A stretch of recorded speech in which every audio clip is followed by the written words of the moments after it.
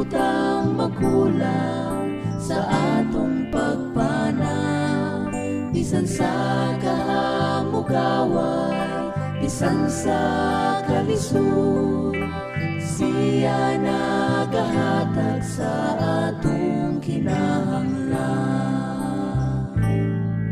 Si Jesus magbalantay, dili angay mahadlok. Sa kapitpos, sa kasamo, siya ang katabang.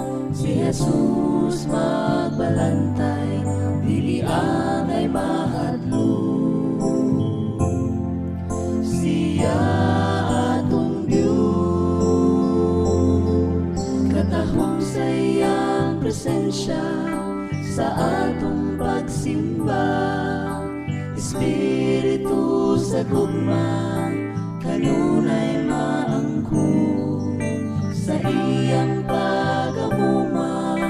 Kita may kalipay, hingpit ang paglaom sa iyang saan. Si Jesus magbalantay, dili angay mahadlok. Sa kapitpos, sa kasamo, siya ang katabang.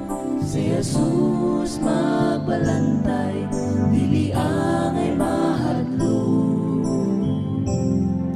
Siya atong Diyos. Si Jesus magbalantay,